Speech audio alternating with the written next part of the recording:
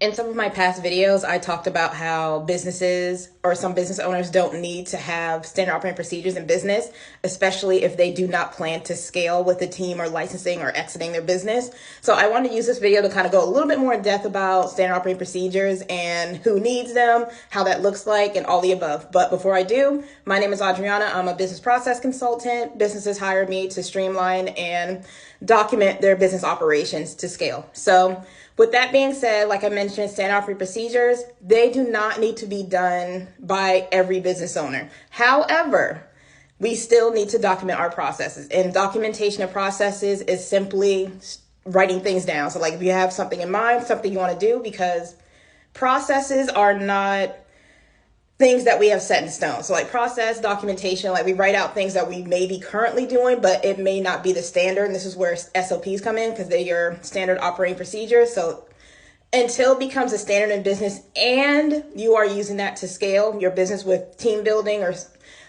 pretty much with process that needs to be duplicated. So unless the process needs to be duplicated by somebody else, you do not need to make a full-blown SOP. Like just write down your processes in checklist form. Some people, I have people that like drawings.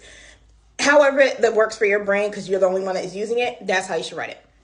But when you do standard operating procedures, this needs to be written in a way that needs to be duplicated by somebody else. So you need to make sure, one, it's clear, and also having different variations of it just so people can understand it or grasp it. I know for myself, I like reading, but sometimes it's helpful to have like the visuals so I can kind of like skip through and like, oh, that's what they're talking about.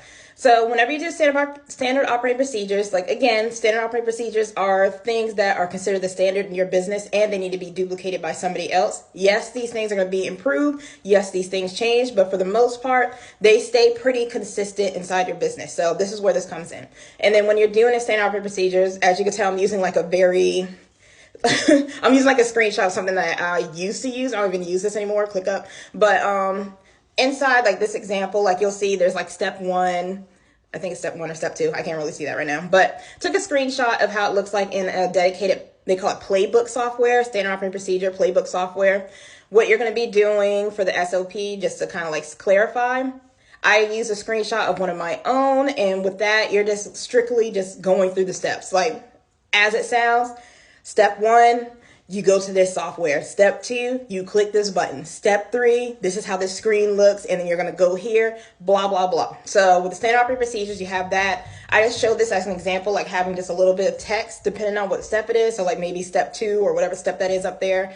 I write, go to ClickUp and it's going to look like this, or go to a certain board and ClickUp. It's going to look like this. Write a little bit of text what that means, just to kind of like sum up what the video is about, and then having the actual video showing the steps. So like when you're doing standard operating procedure, again, you want to make sure it's like you say it different ways. I was trying to think of a technical term, but you're saying things in a different way. But overall, whenever you're doing a standard operating procedure, these are, again, just to recap, standard procedures, these are the standards inside of your business. So that's why you create this, and they need to be duplicated by somebody else. So like if you are planning to stay solo, you don't plan on hiring, and even if you do, it's probably just somebody like consulting or a coach or something like that that doesn't need to touch things inside your business, you don't need to do SOPs. So unless it's part of your, again, needs to be duplicated by somebody else, and this looks through team building, depending on how you license different things inside your business frameworks and stuff, you can do SOPs as well. And then also too, if you plan on exiting your business or selling it off,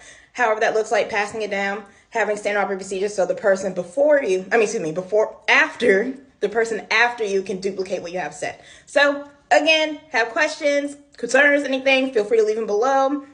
I'd love to see what you guys have to say about this.